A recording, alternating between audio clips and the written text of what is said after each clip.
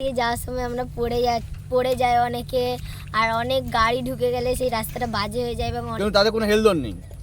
আবার সরকার পরিবর্তনের ফলে তারা তো আরও নিষ্ক্রিয় হয়ে গেছে, ফলে এই রাস্তার কথা কেউ আর মনেই করছে না। স্থানীয় সংবাদের পক্ষে আমি শ্রীকান্ত এই মুহূর্তে উপস্থিত রয়েছি দাসপুরের গুরুত্বপূর্ণ একটি এলাকায়। দাসপুর 1 ব্লকের অন্তর্গত নন্দনপুর 2 গ্রাম পঞ্চায়েতের তিয়রবেড়া থেকে রবিদাসপুর নদীবাঁধ পর্যন্ত যাওয়ার যে একটি রাস্তা রয়েছে, গ্রামীণ রাস্তা, সেই রাস্তার প্রায় 500 ফিটের উপরে রাস্তা একেবারে কিন্তু বেহাল। রাস্তার মধ্যে আপনারা দেখতে পাচ্ছেন একেবারে খানাখন্দ ভরে গিয়ে রাস্তাটি চলাচলের একেবারে অযোগ্য হয়েছে। পাশাপাশি রয়েছে দুটি বিদ্যালয়, একটি তিয়রবেড়া উচ্চ বিদ্যালয় এবং তিয়রবেড়া প্রাথমিক বিদ্যালয়। এই বিদ্যালয়ের অসংখ্য ছাত্রছাত্রীদেরকে এইভাবে প্রাণের ঝুঁকি নিয়ে কিন্তু এই রাস্তার উপর দিয়ে যেতে হয়। শুধু তাই নয়, সাথে বেশ কয়েকটি গ্রাম অর্থাৎ 10 থেকে 12টি গ্রামের মানুষজনকে কিন্তু ঘাটাল পাঁশকুড়া সড়কে যোগাযোগের জন্য কিন্তু এই রাস্তাটি একটি মাত্র গুরুত্বপূর্ণ রাস্তা। তবে সেই রাস্তা দীর্ঘদিন ধরে এভাবে বেহাল থাকার কারণে চলাচলের তো অসুবিধা হচ্ছে, তার সাথে সাথে জীবনের ঝুঁকি নিয়ে কিন্তু মানুষকে যাতায়াত করতে হচ্ছে। তাই প্রশাসনের কাছে এলাকা মানুষের দাবি দ্রুত যেন এই রাস্তাটি সংস্কার করা হোক। আমাদের যে এখানে হাই স্কুল আছে, হাই স্কুল কাছ থেকে এটার মানে এই বরফকল তিরবিড়া রবিদাসপুর পর্যন্ত রাস্তাটি মানে এরকম মেরামত হয়নি, একটু খারাপ। এখন কি চাইছে? এখন চাইছি একটু মেরামত হোক। আমার নাম হেমচন্দ্র প্রামাণিক। প্রচুর অসুবিধা মানুষের, যার মতন নাই স্কুলের ছেনা অবধি। কী বহুত দিন হয়ে আছে, কীভাবে একটু রিপেয়ার হলেও তবু আমরা শান্তি পাই।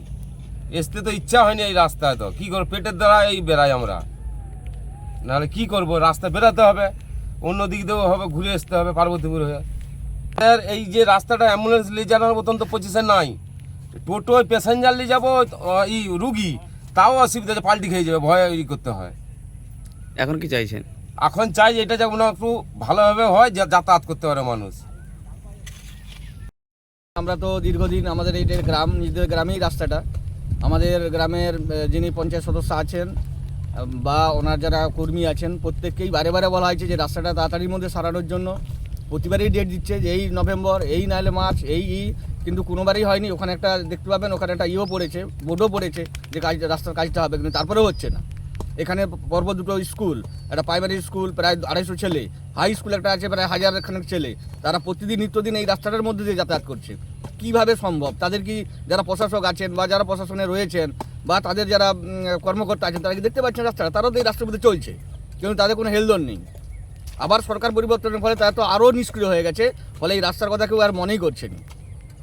সেই ব্যাপারে আপনি মিডিয়া পার্সন আছেন, দেখুন যদি সাধারণ মানুষকে যদি সচেতন করা যায় এবং এর বিরুদ্ধে যদি প্রতিপাদন করে তোলা যায়। আপনার নাম? অরুণ প্রামাণিক।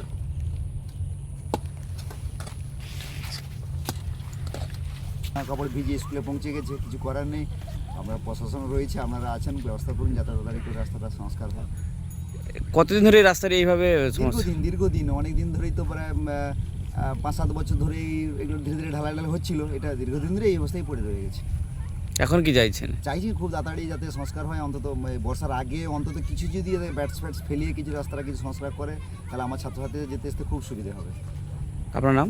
আমার নাম মোহনলাল দাস, আমি তিরোড়া প্রাথমিক বিদ্যালয়ের ভারপ্রাপ্ত শিক্ষক।